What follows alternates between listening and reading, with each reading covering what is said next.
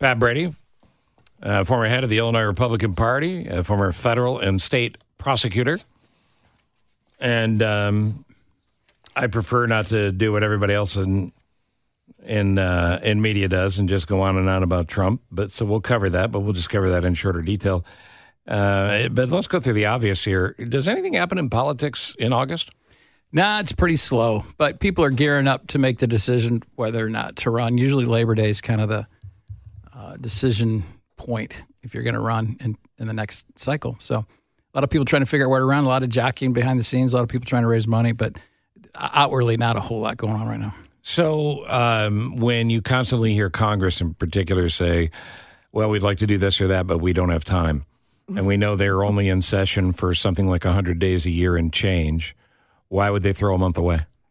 I think it's just tradition, but they need to be back. Here's a tradition. Do your job. Well, they need to be back with their constituents, and they're only back for August. Congress does meet pretty much all year long, so in fact, I don't want them to ever meet if they can avoid it. Just don't do anything. But I think it's important for them to be back with their constituents, and August is traditionally the month to do it. So I don't have any problem with that. So as people are working, they're just not making headlines. They're just not working. Yeah, they're not working in the capitals, but I guarantee you all these people in Congress are working in some way when they're back in their districts. Does that include everybody? Because I could throw a few names at you. I'd wonder if they were doing much. A lot of them do. That's when they do like the overseas the trade missions or the military kind of missions. But I can't fault Congress. The people that I know in Congress actually work pretty hard. Okay, because I can. Nick Gale, you have something for Pat? Well, I just guess when you're talking about them being in their districts, I mean, are they looking at the local issues or local projects, looking to bring money back to their districts? Is that what they're doing now? Because, as you say, prepping for elections, that takes up most of the time there, right? Fundraising and whatnot. Yeah, probably all of the above. But I think it's important, point one, that they are back in their districts to see what their constituents want, because they do represent them. So if they're gone all the time, they don't really have a feel. I know back in the 80s, a lot of people lost elections because they didn't come back to the district. They just lived in D.C., so you need to be in the district. But, yeah, they've taken credit for whatever pork they brought back to their district, and then they're trying to figure out who's going to run for what. So there are a couple incidents last week which bring up the age thing. Yeah. And one was Dianne Feinstein not knowing that she simply needed to vote and started to make a speech. And one of her aides was in her ear and on mic saying, just say aye, just say aye. That followed a day or so before where Mitch McConnell froze on camera and appeared to have had possibly a mini stroke. There hasn't been much talk of it since. He appears to be okay, but he fell and hit his head and was gone for 6 weeks earlier in the spring. Does this make the term limits thing more important? I've never been a fan of term limits because I always thought it was up to the voters to determine who they wanted to send. But, man, they're making the case for it. I mean, you got to at some point step down. Dianne Feinstein, she's a Democrat, but I've always had a healthy respect for her. But she needs to go. I mean, you can make the same argument for the two guys running for president. Maybe it's time for some more youth. But I don't like term limits, but I wish people would realistically look at their abilities and faculties and saying, maybe it's time. Plus, you want younger people in there. Mm-hmm. You want some change. That's the way it's kind of set up. It wasn't supposed to be a lifetime appointment. There are some younger people in the House. Let me check in with Nancy Mace, the Republican Congresswoman from South Carolina. When I woke up this morning at 7, I was getting picked up at 7:45. Patrick, my fiance, tried to pull me by my waist over this morning in bed, and I was like, no, baby, we don't got time for that this morning. I got to get to the prayer breakfast, and I got to be on time, and a little TMI. But little TMI. He can wait. I'll see him later tonight. So she is legitimately an up-and-comer, but... those Patricks, though, they're all problems. Yeah, those Patricks. They're all problems. You know what it reminds me of? Pat and I did an appearance at a Hells Angels get-together. It was a Hells Angels summer picnic. Uh-huh. And we sang Kumbaya and tried to get everybody involved. You have to know the room. Yeah. What do you mean? It was a Christian prayer breakfast. That wasn't appropriate? Well, do you think... There's three choices. She was trying to get national attention. She was trying to be funny in front of the prayer breakfast. Or C, she really just didn't... Clueless. Yeah, totally clueless. I'd go with C on that one. Yeah, I'm going to go with C. See, that's the bummer. Well, aren't they? They're against premarital sex, right? Yeah. Well, you think. Yeah, well, evangelical Christians, that's not the room to go. I was going to get some, didn't have time, but I can get them later. You know what, though? If they don't get married, it's technically not premarital sex. Mm-hmm. So it's all good. But the bummer about it is that... Is that your papal? That's your paddle. That's my 12 years of Catholic schools. I think I said that to my mom once. It didn't bet that didn't went go over well. Yeah. The news cycles being what they are, is this discussion of age just going to go away until the next person falls down? No, because right now it's so in our face. It's really. I watched the McConnell clip. Actually, I was watching it live. I go, wow, he just had a stroke. It looked like him. And Dianne Feinstein's just out of it. And then every day you watch President Biden, and I'm not a hater like a lot of Republicans are, but he's just old. He's declining, And this is a young country. Plus, we have a war going on in Europe, and a lot of things we need to take care of here that might need somebody in there that's a little more energetic. Let me go backwards here to Springfield. Could you bowl down Main Street in Springfield because nobody's there right now? Yeah, it gets pretty empty in the summer of the downtown, but that Springfield's kind of that way. It's the capital's busy when people are there, then otherwise people live more out in the burbs. But I mean, there'll be a lot going on this session, and but right now all this work is in the districts, nothing pressing. The Lincoln Museum and the archives, that's a good thing to visit anytime, but you go... Remember we went down there and did the show from there? Yeah, it was really... It was John Prine. They had the John Prine exhibition. Remember that? Yeah, there's a radio studio in there that was built in, and they do they were doing a very cool Chicago music, made in Illinois music kind of thing, showing how all the blues can be traced to basically 3 cities, Chicago being one of them. Yeah. But then John Prine as well. Yeah, he had his notes from I guess the curator was telling us that Prine was very scared when he performed. And so he had all these notes out in front of him. The guy was so good, though. Yeah. Wow. Yeah. He had like a pack of cigarettes, a shot glass, a 1 card. I mean, all the things that made him, they were teething rings for a grown-up that made him comfortable when he was on stage. Yeah, that thing is. But the Lincoln Museum is well worth visiting. Springfield's a nice town. It gets a bad rap. Well, maybe now is the time to visit town. when there's. Now is the time to visit, and all the Lincoln sites and the grave and the museum. The lake's kind of cool. There's some good golf down there. So when does Springfield crank up again? September. Like school. It's like school. It's kind of like it's kind of school with ashtrays down there for. So So is everybody doing back to school shopping now? Back to session shopping? Yeah, I've got to get a new cute outfit for next year. I don't know what the fashion. I'll talk to Jane about that. Yeah. I bet Pritzker's getting extra husky boy pants. Oh, jeez. Yeah, he's at Gately's and they're announcing it over the speaker. We need the Huskies. He just did our Lincoln Forum last week. I got to tell you, love or hate him, he did an awfully nice job. Oh, that's good. That's good. He's very impressive on grasp of the facts and figures and where he wants to go. He'll be probably in the short run or the short list if Biden steps aside for president. Well, that's just it. So Sununu last weekend predicted that Trump or Biden will not be in the election for president, which is a long way away, as Steve pointed out earlier in the show. I agree with that. I don't think either one of them are. But when do we start seeing that turn? Well, both would have to step aside for whatever reason. So when do we start seeing that Don't turn? know. Probably won't see it turn until people start actually voting.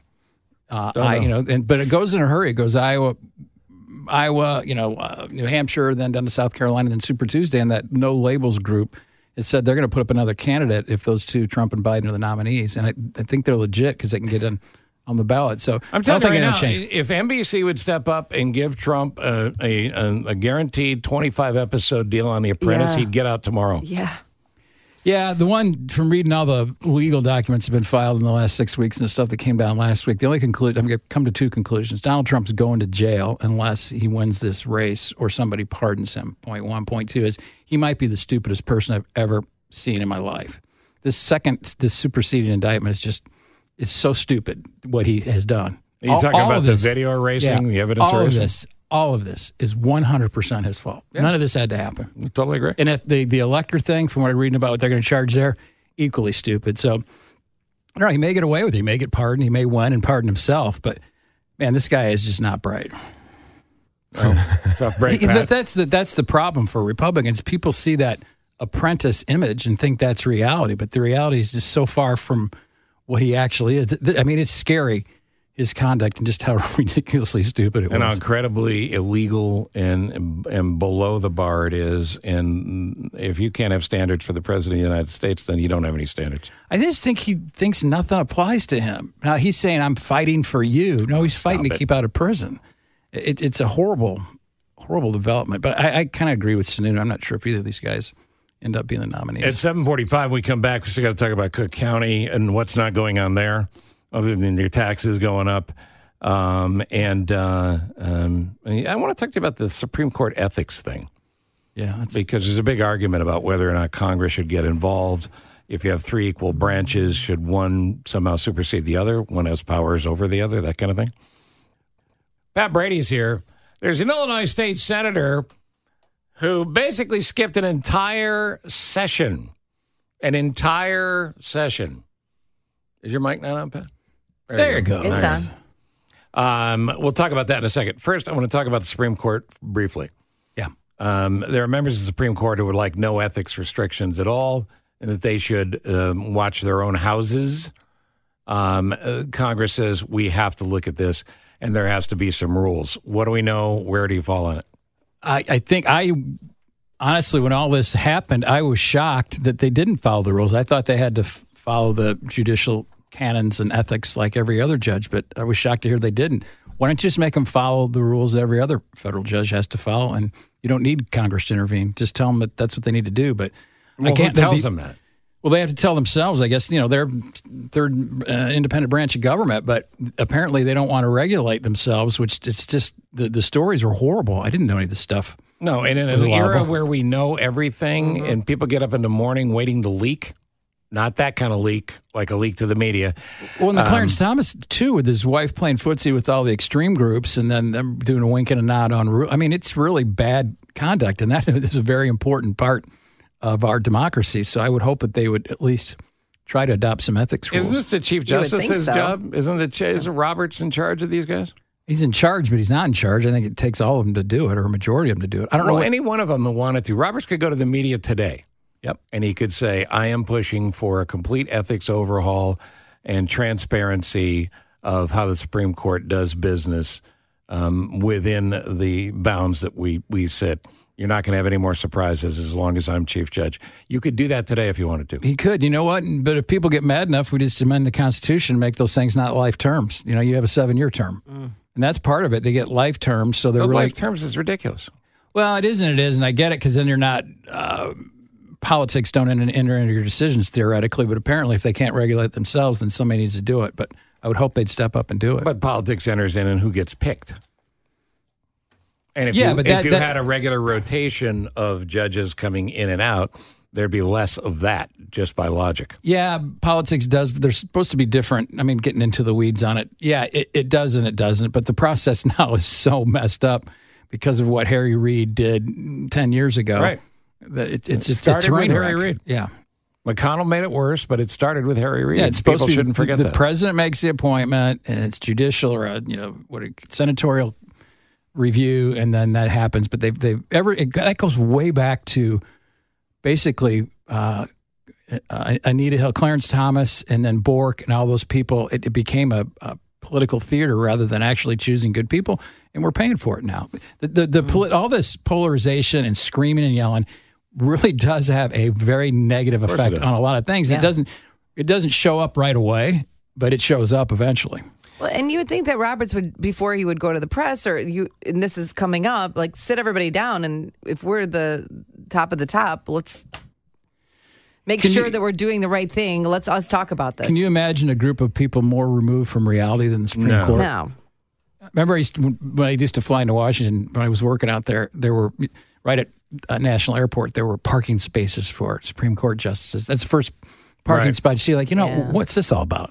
Right. Well, I think they got rid of that, but that was back in the day.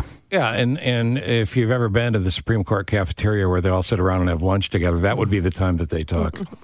Who knows what kind of relationship they have? Maybe they don't even like each other because they're all so different. Not all of them are so different, but they said who they say they tend to get along. Scalia got along with the most liberal members of the court, but the reality is, wasn't Scalia friends with RPG? Right? Yeah, RBG, I should say. Real good friends. RPG. But if they're not going to regulate themselves, there are things that we can do, and we should do them because this is ridiculous. Illinois Senator Patricia Van Pelt's in the news.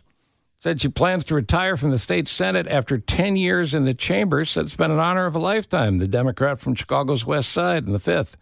What she didn't say is that she skipped an entire session except for one vote and claimed that she was ill the entire time. But there are social media pictures of her on vacation, possibly treating her illness. And she announced all the way back in January that she was going to step down, and it's now taken 7 months. Sounds like she had a case of senioritis. I don't understand how this is just a story now. Well, she just announced that she was stepping down.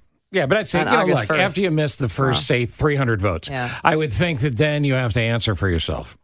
Well, if you're going to apparently deceive people and tell everybody that you're sick, I guess if you're a reporter, like, okay, we're not going to go into that, but apparently she wasn't sick enough that she couldn't travel. But aren't the Democrats carefully watching their own members in Springfield, Pat? I mean, what can you do? She's not showing up. What can you do if you don't show up for votes again and again and again? You go, we're going to need a doctor's note. Yeah, but the voters center there.